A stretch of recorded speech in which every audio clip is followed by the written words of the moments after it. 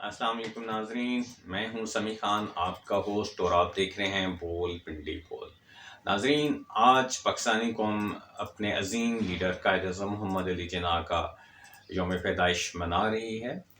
یہ یوم پیدائش ہم ہر سال مناتے ہیں، یہ یوم پیدائش ہر سال آتا ہے اور چلا جاتا ہے، لیکن ناظرین گزشتہ 78 سالوں میں جب سے پاکستان آزاد ہوا، ہم نے دیکھنا ہے اور سوچنا ہے کہ ہم نے قائد کے کون سے افکار پر عمل کیا۔ ہم نے قائد کی تمام اگزامپلز جو انہوں نے ہمارے لیے ایک سال میں سیٹ کیں، اور وہ تمام باتیں اور وہ جو تمام ان کے اقوال ہیں جن کی روشنی میں ہم پاکستان کو ایک مضبوط سے مضبوط تر قوم بنا سکتے تھے، پس پش ڈال رکھے ہیں۔ ناظرین، ایک چھوٹا سا واقعہ قائد اعظم کی شخصیت سے متعلق آپ کو سناتا چلوں۔ آپ کو یاد ہوگا کہ اسٹیٹ بینک آف پاکستان کی اوپننگ تقریب تھی، اور قائد اعظم لیاقت علی بھی مدعو تھے۔ قائد اعظم نے اس کو اناگوریٹ کرنا تھا۔ اسٹیج پر 2 کرسیاں لگائی ہوئی تھیں۔ مقررہ وقت سے 10 منٹ پہلے قائد اعظم ہال میں پہنچے اور انہوں نے پوچھا کہ یہ دوسری کرسی کس کے لیے ہے۔ ان کو بتایا گیا کہ لیاقت علی خان صاحب بھی اس تقریب میں انوائٹڈ ہیں اور دوسری کرسی ان کے لیے۔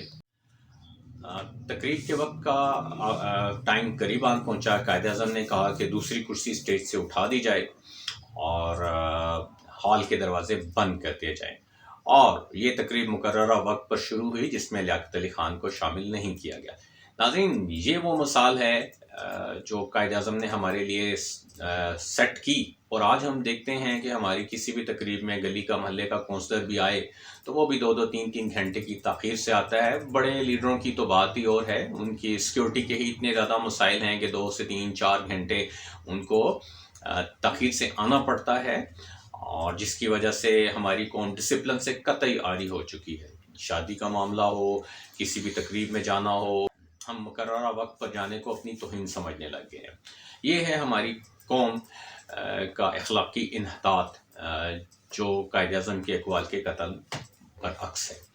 عظیم قائد اعظم کی یہی افکار تھے جن کی بنا پر جب ان کی وفات ہوئی تو کانگریس مین سورج چندارا ان قائد اعظم کو ان الفاظ میں ٹریبیوٹ پیش کرتے ہیں۔ وہ کہتے ہیں کہ mister Jinnah was a great liar, once great as a Congress man, great as a leader of Muslim, great as a world politician and diplomat, and greatest of all as a man of action. By Mr. Jinnah's passing away, the world has lost one of the greatest statesmen and Pakistan its life giver, philosopher and guide. اور ناظرین، آپ کو یاد ہوگا کہ you کے conservative member of parliament نے بھی قائد اعظم کی بہت اچھے الفاظ میں تعریف کی۔ انہوں نے کہا کہ although without Gandhi Hindustan would have gained independence, and without Mao, Lenin, and Russia and China would still have endured communist revolution. Without Jinnah, there would have been no Pakistan in 1947. تو ناظرین، ان الفاظ کے ساتھ دنیا کے لیڈروں نے اپنی رائے کا اظہار قائد اعظم کے بارے میں کیا، اور سب سے بڑھ کر تو ناظرین یہ کہ وجے لکشمی پنڈت کے بارے میں آپ جانتے ہیں کہ یہ نہرو کی بہن تھی۔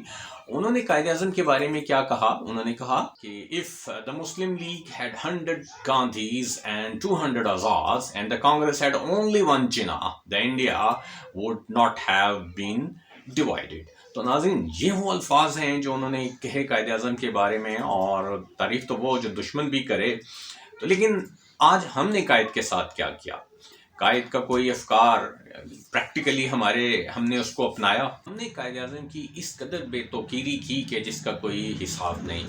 ہم نے اپنی زندگی کے ہر شعبے میں قائد اعظم کے افکار کو پس پش ڈال رکھا ہے، اور جس طرح کا پاکستان قائد اعظم دیکھنا چاہتے تھے، آج کا پاکستان اس سے قطعی مختلف ہے۔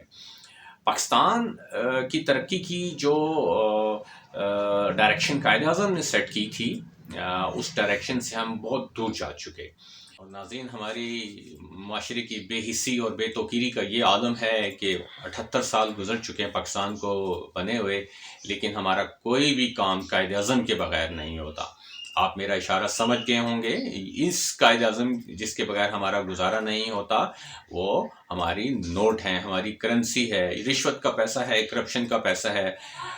قائد اعظم آج ہمارے لیے زندگی کے ہر شعبے میں کہاں پر چلتا ہے؟ جی ہاں، آپ سب جانتے ہیں. ہمارا بچہ یہ نعرہ لگاتا پھر رہا ہے کہ جہاں پر پھنس جاؤ وہاں پر قائد اعظم دکھاؤ. اور یہ کون سا قائد اعظم ہے ناظرین؟ یہ کرپشن کا قائد اعظم ہے جس کی تصویر ہمارے کرنسی کے اوپر چھپی ہوئی ہے. ناظرین، میں سمجھتا ہوں کہ ہمیں قائد اعظم کے افکار کی روشنی میں اپنی قوم کی تعمیر نو کرنے کی سخت ضرورت ہے. اور سب سے ضروری کام جو ہمیں کرنا چاہیے وہ ہمیں اپنی ایجوکیشن کو بہتر بنانا چاہیے. آپ جانتے ہیں کہ قائد اعظم نے قوم کی یوتھ سے خطاب کرتے ہوئے کہا You must devote yourself wholeheartedly to your studies, for that is your first obligation to yourself, your parents, and to the state. You must learn to obey, for only then you can learn to command. یہ ناظرین ایک سنہرا اصول ہے جس کو اپناتے ہوئے ہم اپنی قوم کی نئے سرے سے آبیاری کر سکتے ہیں. اور ناظرین یقین مانیے صرف تعلیم ہی قوموں کی تقدیر بدلتی ہے. ہم اپنی قوم کو بہتر تعلیم دے کر ہی پاکستان کو عظیم تر مملکت بنا سکتے ہیں. ورنہ جیسا میں نے کہا کہ ہمارے جو افکار ہیں وہ قائد کے نظریات کے بالکل برعکس ہیں. اللہ تعالیٰ سے ہم دعا کرتے ہیں کہ ہم قائد کی ڈائریکشن کی روشنی میں اپنی قوم کی تعمیر نو کر سکیں. دیکھتے رہیں ہمارا چینل بول پنڈی بول.